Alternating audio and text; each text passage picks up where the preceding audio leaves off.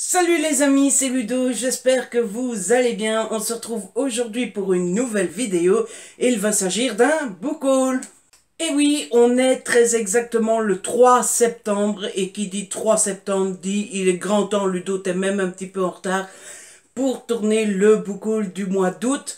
Comme d'habitude, on va faire ça relax et comme le mois dernier, j'ai été assez sage et je suis assez content puisque le mois dernier, j'avais 10 livres à vous présenter ou 11 et ce mois-ci, j'en ai 12.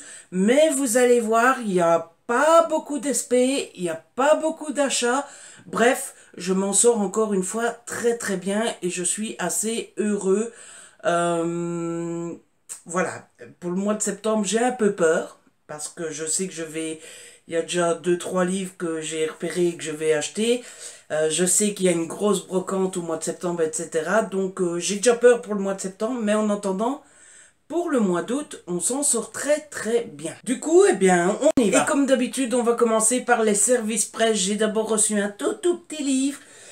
C'est Les grandes dates de l'histoire du monde par Catherine Valenti aux éditions First.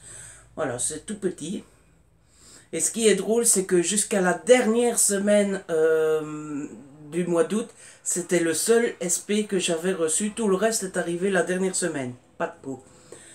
Mais voilà, ce petit livre m'intéressait. En fait, c'est toutes les dates du monde. Et voilà, vous avez à chaque fois une année et un fait qui s'est passé sur l'année. Par exemple, si vous prenez 1440, Gutenberg invente l'imprimerie, invention qui va profondément bouleverser le monde de diffusion des idées. Si vous prenez, je sais pas moi, par exemple 868, le premier livre imprimé, je ne fais pas exprès, c'est tout à voir avec les livres. Le premier livre imprimé connu et diffusé en Chine, il s'agit d'un ouvrage sacré bouddhiste, le Sutra du Diamant, imprimé grâce à des blocs de bois gravés. Il n'en subsiste aujourd'hui qu'un rouleau de 5 mètres de long. Voilà.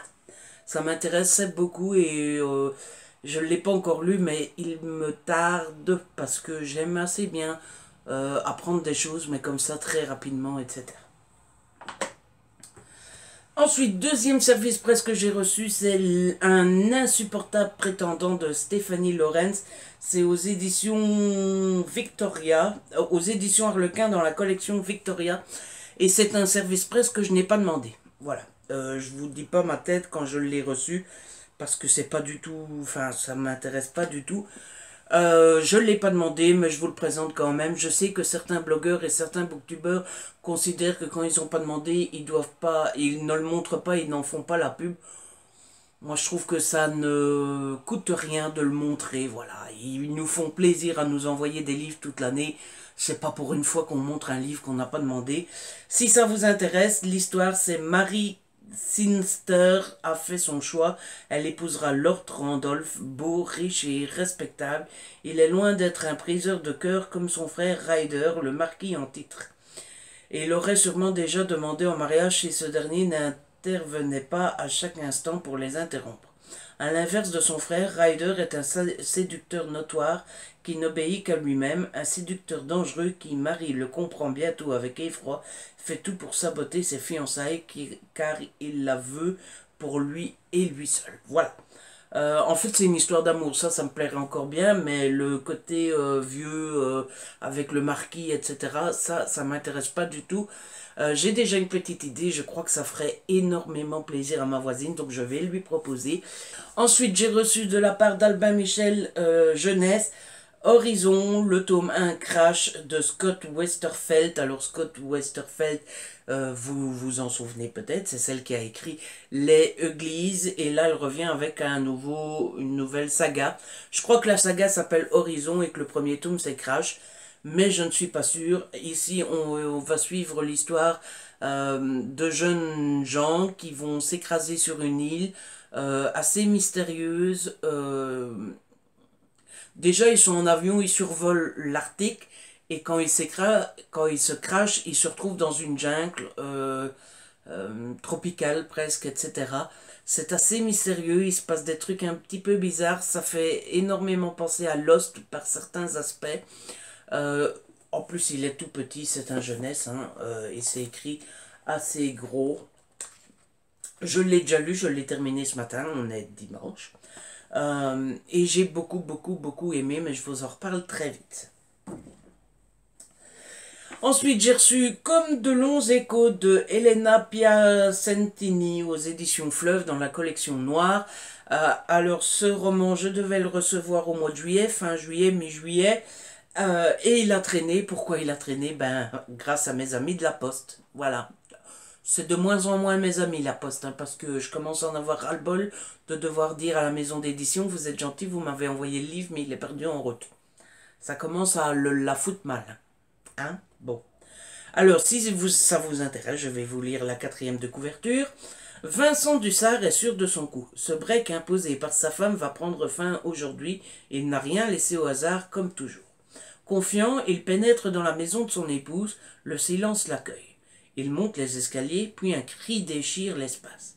Ce hurlement, c'est le sien. Branle-bas de combat à la DIPJ de Lille, un mari en état de choc, une épouse assassinée et leur bébé de quelques mois introuvable. Les heures qui suivent cette disparition sont cruciales. Le chef de groupe Lazarette et le capitaine Mathilde Sénéchal le savent. Malgré ses propres fêlures, ou peut-être à cause d'elle, Sénéchal n'est jamais aussi brillante que sous la pression de l'urgence. Son équipe s'attend à tout, surtout au pire. À des milliers de kilomètres, un homme tourne en rond dans son salon. L'écran de son ordinateur affiche les premiers éléments de l'enfer. Ce fait divers vient de réveiller de douloureux échos. Voilà. Il est assez court, je pensais qu'il était plus gros que ça, mais il est assez court. C'est écrit assez gros et les chapitres ont l'air assez petits. Donc c'est ma prochaine lecture, je compte le commencer cet après-midi et j'ai vraiment hâte, surtout que je l'ai attendu ce livre. Je l'ai attendu comme le Messie. Oui, le Messie! Le Messie est là! Et puis, je vous l'avais déjà présenté ce roman, mais en version non définitive, en épreuve non corrigée, toute dégueulasse. Quand je reçois une version comme ça, je l'appelle la version dégueulasse. Je ne me plains pas, mais bon, j'aime bien donner des surnoms. Et là, j'ai reçu la belle version, il s'agit de Grupp, et j'adore ce roman. Je le trouve, mais juste merveilleusement beau. En plus, Siro m'a fait la surprise, parce que c'est une surprise, hein, je ne l'ai pas demandé, ils me l'ont envoyé comme ça. Et c'était une vraie surprise, et ils m'ont envoyé avec une petite carte postale. Voilà, la petite carte postale. Et même le marque-page qui va avec. Et c'est pas tout. Siros m'a fait la surprise de me l'envoyer dédicacé. Si ça, c'est pas la classe à Dallas. Hein? Donc, ici, on va être... mettez-vous à la place de Stan grâce à l'implant Long Life. Comme tous ses amis et ses proches, il ne craint ni la maladie ni les accidents et peut atteindre l'âge de 100 ans en menant une vie tranquille. Est-ce que ça ne donne pas envie? Ah, ben si, ça donne envie. Maintenant, essayez de penser comme Scott, le grand frère de Stan. Voulez-vous vraiment que vos battements de cœur soient contrôlés à tout instant? Vous sentir traité comme un être irresponsable, fragile et que l'on décide à votre place ce qui est bon pour vous? Déjà un peu moins. Si la liberté et la part du hasard valent plus à vos yeux que votre sécurité, faites-le savoir, rejoignez le groupe. Oui, parce que c'est groupe, mais ça se prononce groupe. Voilà. Alors pourquoi il n'a pas mis groupe? Ça, il faudra demander à l'auteur. Voilà. Mais j'ai hâte de le lire aussi, c'est ma lecture après comme de longs échos. Oui, je planifie, moi, je planifie. Je suis un homme très organisé, ça n'a pas l'air comme ça. Hein, parce que je fais toujours le con, le foufou, le machin. Mais je suis organisé, les amis, je suis organisé. Enfin, dans 2 jours, ça aura changé, mais bon. C'est tout pour les services presse. Après ça, j'ai trouvé 2 petits romans dans la boîte à livres, je vous l'ai déjà dit. Dans la galerie où je vais faire mes courses, juste avant le Deleuze, il y a une boîte à livres où tout le monde peut mettre des livres, parce que sinon ça ne s'appellerait pas une boîte à livres, on est d'accord. Et du coup, j'ai trouvé 2 romans. J'ai trouvé Mort en eau vive de Dana Stapeno aux éditions Delpierre. Alors ici, on va suivre un patelin dans 2 patelins dans l'Alaska. Et ça fait 100 ans que les 2 patelins se chamaillent, se bousculent, se querellent, etc. Et puis un beau jour, il va y avoir un mort. Voilà. Et une jeune femme va se mettre à enquêter. Voilà. C'est le genre de roman que quand je vois ça m'attire beaucoup, mais qui traîne longtemps dans ma palle, donc je ne sais pas combien de temps il va durer là, mais un bon moment. Mais il m'attirait beaucoup, il est tout fin, donc je l'ai pris. Et puis toujours dans la boîte à livres, j'ai trouvé Robin Cook, État critique. C'est une édition Albin Michel. Albin Michel, rien à voir. C'est parce que Robin Cook est édité chez Albin Michel. C'est une édition France Loisirs, voilà. Ou Belgique Loisirs. Puisque je suis en Belgique, c'est sûrement Belgique Loisirs. Ah ben non, bah, on sait pas. C'est le grand livre du mois, mais... Mais en fait, on s'en fout un peu si c'est Belgique Loisirs ou France Loisirs, n'est-ce pas? Enfin, bref. Euh, Je ne sais plus du tout de quoi ça parle. Ce que je sais, c'est que Robin Cook a sorti un nouveau roman il n'y a pas longtemps chez Albin Michel, que je ne l'ai pas demandé parce que je me suis dit, Ludo, tu as déjà des SP de retard, que c'est des fameuses briques, que ça va encore traîner là, et que tu seras encore honteux de remettre ta chronique 3 mois en retard. Et du coup, quand j'ai vu un autre Robin Cook, je me suis dit, bah tiens, ah, c'est pas un signe du destin, ça, de pouvoir découvrir Robin Cook sans avoir la pression du service presse? Bah si. Donc je l'ai pris, voilà. Et j'ai hâte de le lire. Il me semble que la copine de Séverine de Il est bien un livre, Il est bien ce livre, a déjà lu des Robin Cook. Je vais lui demander si elle l'a lu celui-là. Ensuite, j'ai emprunté un livre à la bibliothèque. Il s'agit de The Girl at Midnight, le tome 2, L'heure des ténèbres, de Mélissa Gray aux éditions PKJ, Pocket Jeunesse. Vous vous souvenez peut-être, je pense que c'était il y a déjà un an. Je me demande si c'était pas déjà fin d'année passée. J'ai lu le premier tome, c'était pendant un week-end à 1000.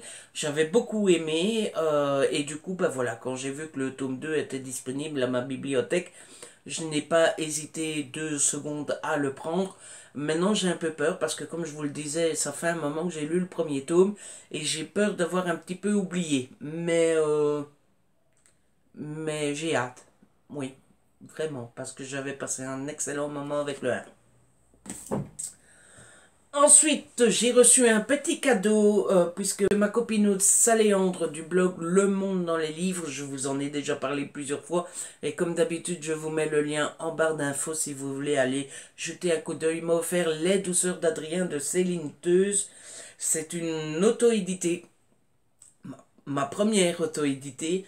En fait, Saléandre l'a reçue de l'auteur, elle a adoré, elle a fait une chronique sur son blog, et quand j'ai vu la chronique sur son blog, je me suis dit, mais tu donnes trop envie, quoi. Et elle me l'a offert. Elle m'a offert un autre exemplaire. Elle a gardé le sien. Elle m'a offert un autre exemplaire en me disant, tiens Ludo, ça avait l'air de te faire plaisir, et en plus, si tu aimes, tu pourras en faire la publicité. Je l'ai commencé, je suis plus ou moins à la moitié, et je l'ai mis sur pause un petit moment. Il est très bon. Il est très bon, je ne peux pas dire le contraire. C'est juste le genre de style qui n'est pas fait pour moi. Voilà, je vous en parlerai plus en détail dans un update lecture, mais vous comprendrez vite. Pour l'histoire, c'est l'histoire de Louise, qui est une jeune écrivaine, qui n'est pas si jeune que ça. Enfin, elle est normale. Qu'est-ce que c'est cette définition à 2 balles? Elle est normale, sauf qu'elle vit chez elle recluse parce qu'elle ne peut plus mettre un pied dehors. Elle a des tocs, oui, des tocs, c'est comme ça qu'on appelle. Et elle ne supporte pas les microbes. Enfin, c'est, vous savez, le genre à nettoyer sa maison 10 fois par jour, à se laver les mains toutes les 5 minutes, etc. Et elle va rencontrer Adrien, qui est un jeune boulanger, et qui va lui rendre visite chez elle, enfin chez elle, sur son palier, puisqu'elle refuse d'avoir du monde chez elle. Et petit à petit, Adrien va l'aider à prendre conscience qu'elle devrait sortir de chez elle. Je ne suis qu'à la moitié, je ne connais pas la suite, mais on voit, on voit ce qui va arriver. Voilà. J'espère avoir été clair. Et puis on passe à mes achats personnels ce mois-ci, ils sont au nombre de 3. J'ai d'abord acheté le tome 4 de Mercy Thompson, La Croix d'Ossement, écrit par Patricia Briggs, toujours chez Milady. J'ai lu le tome 3 le mois passé, toujours avec ma copine Laetitia. Et comme on a tous les deux beaucoup aimé le tome 3, enfin elle a beaucoup aimé, moi beaucoup moins, ben on a décidé de continuer la saga et on a décidé de continuer à la lire ensemble. Du coup, je me suis pris le tome 4, je ne vous raconte rien parce que ça serait spoilant. Tout ce que je peux dire, c'est qu'il est plus court. Voilà, et je suis triste. Il y a 30 pages en moins dans celui-ci que dans l'autre. C'est dégueulasse. Je suis dégoûté. Par contre, il n'y a pas 37 en moins dans le prix. Hein. Oui, non, je sais. Je râle pour rien. Comme si on allait faire 35 en moins. Même. C'est ridicule. Et puis, les deux autres sont du même auteur, puisque j'ai acheté Territoire d'Olivier Norek. Vous ne le savez pas encore ici, mais ceux qui me suivent sur les réseaux sociaux et sur le blog, si ce n'est pas encore fait, faites-le. Tous les liens sont en barre d'infos. J'ai lu Code 93 il n'y a pas longtemps et je me rallie complètement à la vie générale. Code 93, c'est de la bombe, j'ai adoré. Et du coup, bah voilà, j'ai pas pu attendre. J'ai acheté Territoire d'Olivier Norek et Sur Tension d'Olivier Norek. Bon voilà, c'est pas une grosse dépense non plus. Hein. Ils sont en format poche, chez Pocket. Donc je me suis pas ruiné, mais j'ai tellement aimé Code 93 que je voulais absolument les deux tomes suivants directement. Alors je sais pas quand je vais les lire, parce que j'avoue que j'ai pas mal de SP. J'ai les livres que vous avez choisis dans les à vous de choisir à lire, et je sais que le mois de septembre va être lourd, le mois d'octobre aussi, en nouvelles arrivées, etc. Donc je ne sais pas quand, mais j'ai vraiment vraiment hâte de lire ces deux-là, parce que j'ai adoré Code 93. Voilà. Et voilà, c'est tout. Alors, j'ai pas menti, je suis sage. Il n'y a pas grand-chose, je suis content. C'est comme ça que se termine cette vidéo, j'espère qu'elle vous a plu. Si c'est le cas, n'hésitez pas à la partager, à la liker, n'hésitez pas à me laisser un petit commentaire, j'adore vous lire. N'hésitez pas non plus, si ce n'est pas encore fait, à vous abonner, c'est gratuit et ça fait énormément plaisir. On se retrouve très vite pour une nouvelle vidéo, d'ici là, prenez soin de vous et de ceux que vous aimez.